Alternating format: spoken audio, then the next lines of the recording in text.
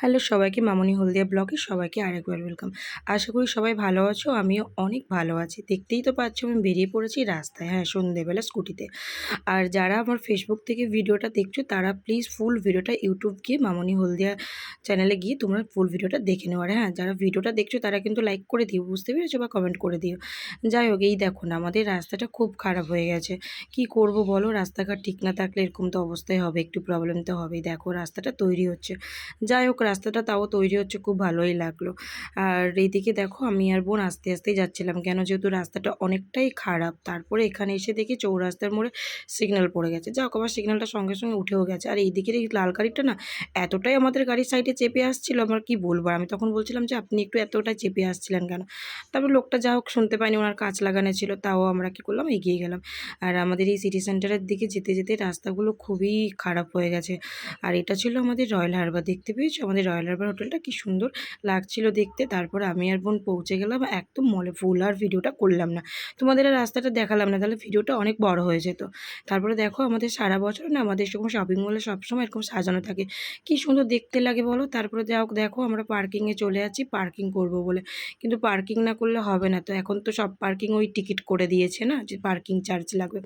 তারপরে আমি আর এদিকে বোন আস্তে আস্তে বলছিলাম এখানে একটা প্যান্ডেল হচ্ছে, বোন বলছে মনে হচ্ছে এখানে পুজো হবে।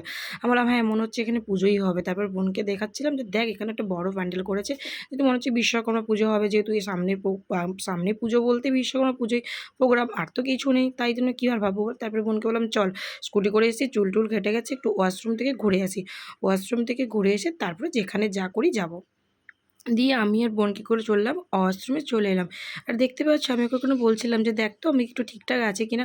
সত্যি বিশ্বাস করো আমি নিজে একটু আনকমফর্টেবল ফিল করছিলাম, আমি এতটাই মোটা হয়ে গেছিলাম না, কি বলবো। নিজেকে মেনটেন করার জন্য একটা প্রতিশ্রুতি নিয়ে নিয়েছি, না আমি আর চিকেন খাবোই না। আর চিকেন খেতে আমি ভালোবাসি, তাও বলছি না আমি চিকেন খাবো না। যাই হোক, এই দেখো দু বোনে চলে এলাম এই গার্ডেনটার দিকে একটু সেলফি টেলফি তোলার জন্য। তারপর চলে গেলাম হ্যাং আউটে, কিন্তু হ্যাং আউটে গিয়ে দেখি অনেক চেনা পরিচিত লোক ছিল, তাই জন্য ভাবলাম যে না ওখানে আর ঢুকবো না, চল আমরা একটু ফুড বাজার যাবো, দিয়ে অন্য কোথাও খেতে যাবো। তারপরে আমি ভাবলাম যে কিছু বিস্কিট, কিছু স্ন্যাক্স, কোল্ড ড্রিঙ্কস এগুলো কিছু নেবার ছিল, তাই জন্য ভাবলাম চল নিয়ে নিই। যেহেতু আমার একটা ভাই এসেছিল, তাই জন্য বললাম ভাইকে নিয়ে আর বোনকে নিয়ে চলে গেলাম। তারপরে এখান থেকে দেখো একটু নিউট্রিজয়েস বিস্কিট নিলাম, কিছু রাস্কের বিস্কিট।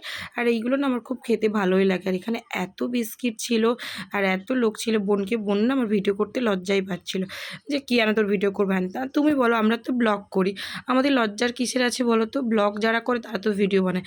আচ্ছা ভিডিও বানালে কি সবাই ছাপড়ি হয়ে যায় নাকি? তোমরাই বলো, কমেন্ট করে সেটা জানিও। আমার ভালো লাগছে তাই ভিডিও বানিয়েছি। আর আমি তোমাদের সঙ্গে বলেইছি যে যেহেতু আমি ব্লগ করি, তাই আমি পার ডে কী করি না করি সবটা তোমাদের সঙ্গে শেয়ার করব। তারপরে দেখো না ওখান থেকে একটু ফুড বাজার থেকে শপিং টপিং করে চলে এলাম হরজে। সবথেকে আমার এখানকার মধ্যে সবথেকে ভালো একটা ছোট্ট রেস্টুরেন্টের মধ্যে, সেটা হচ্ছে হরজ।